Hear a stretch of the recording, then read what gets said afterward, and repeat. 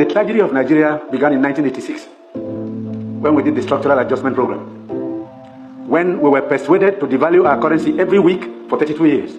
When I went to school, and many of you are here, the Naira was $1.50. The Naira was almost £1 sterling. They came here, persuaded some brilliant men from Harvard and the World Bank that weekly devaluation was wonderful. 32 years of devaluing your currency until we hit 527. And they were still telling us that the Naira was still overvalued. That brought poverty, misery upon us. Then interest rates went to 30%. So nobody could build a factory, start a farm, produce anything, or create jobs. Because every time you bring in a shipload of rice, you also bring in a shipload of unemployment. Because you're transferring your wealth to sustain other economies. Somehow, Nigerians didn't notice it. So we became a nation of importance. Toothpicks. Toothpicks. Each year cost us $18 million. Importing toothpicks. Tomato paste, $400 million. So you talked about tomatoes now. One basket in town now is less than 2,000 naira. The farmers are losing money because the processors don't have enough funds to set up factories.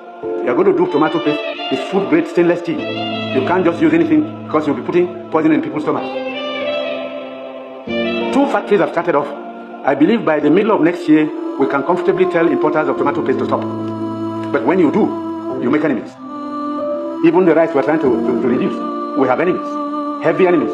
People who can kill if they have a chance. Because you're spoiling their business. And let nobody take it lightly. These guys have seized this country's economy. They've taken us hostage. And they have no intention of giving up. Because this is a huge market. A very sweet market. And they have taken control. This regime is unpopular in part because it is trying to cut down imports and transfer the wealth to our rural people. And I'm saying it because I've been in this business for 41 years and I can tell you some history. Abdullah Adamu is here. Import, milk, sugar, toothpaste, handkerchiefs, pencils. We don't make. To cure Nigerians of that malady will take a while. It will take a strong government. That's the truth. And they're not happy that we're cutting down. When we cut down, they lose money there. So you see all sorts of publications. We're telling lies. We're not growing rice. We're trying to demoralize the local farmers and make sure that the economy fails. That's the story of imports. Now, I read a story recently in the newspapers. The French ambassador, the champagne ambassador in Nigeria, gave an article to The Guardian. He said Nigerians love life. We're the biggest consumers of champagne on planet Earth. More than the French who make it. There are parties you attend in some places where they only drink champagne. Of course, the individual is free to spend his money, but his money comes from Nigeria's commonwealth. So on imports, it will take a while for us to get used to local goods and accept that we should consume what we produce and produce what we want to consume. So I take your point. We have to take 10 measures to cut down on imports because these young boys and girls who have no jobs today are not going to allow us to carry on enjoying life at their expense. They need jobs. They need jobs. They are children. They've graduated, they've come back home to begin a second childhood because there's no factory to employ them. And the ministries can't take any more. But somebody is making sure you fail when you want to produce at home. Imagine the plot was to make us a consuming country, an importing country rather than a producing continent and country. Imagine how they degraded Nigeria. Imagine as little as toothpick, tomato paste that we can produce.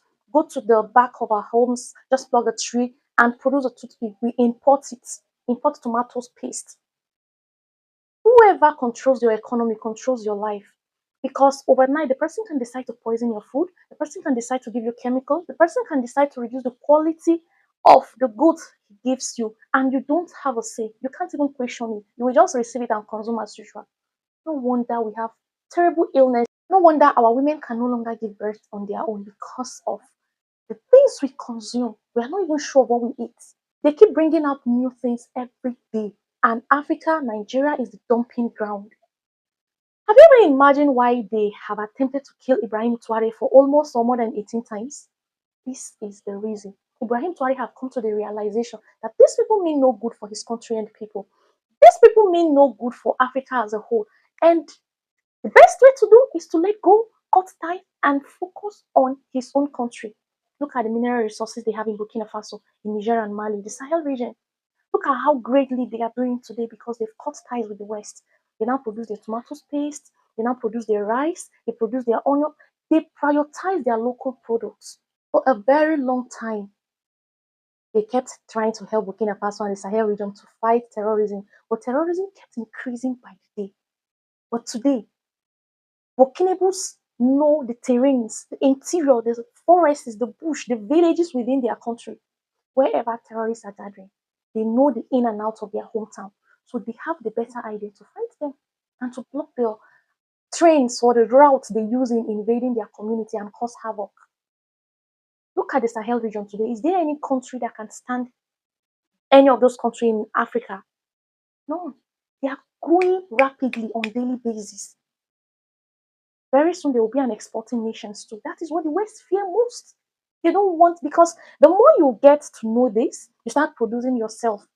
Their value is being depreciated. Their value is will begin to degrade, and it's a loss for them. So they don't want for that not to happen. They will make sure they do everything within their power to make sure that you don't know the truth, you don't see it, and you are submitted to them by all means and at all costs, so that they will keep progressing while you are dying in hunger, dying as a dependent, and not even trusting your locally made product.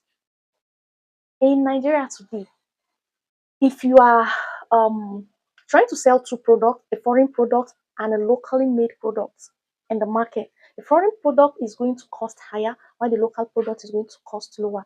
And I bet you, I'm a Nigerian, so I know this. People will go for the foreign product, and the value of the locally made product will be depreciating because they feel the product imported has more top-notch quality and can be trusted more than what is produced within the country, and we have attested to the quality and the fact that this is real. Now that we know our problem, we have a lot of people who are willing to do so much in Nigeria. We have people who are willing to establish companies. We have people who are willing to go out and send people to go and get trained in different places on different aspects in life so that they'll come back and develop the country. These are amazing. We have people who have sweet ideas. Go abroad, go to all these Western countries and check out people who are innovative, people who are progressing, people who are doing things. They are Nigerians, they are Africans. But why can't we bring about those innovations here in our country until they travel out of the country? That is when they'll begin to manifest. Because the West have made it unfavorable for our people to be able to do anything tangible. They have made it look like if you stay in your country and do anything, it is not valuable and it cannot be accepted globally. You have to come to where they are so that their economy will keep boosting and growing. No matter how willing you are to arise in Nigeria today, you will keep falling. Do you know why? We yet don't have leaders who have the mindset, who can beat all odds like the Sahel region leaders and cut ties. You heard what he said. If you try to do anything, the media will start publishing different lies concerning you.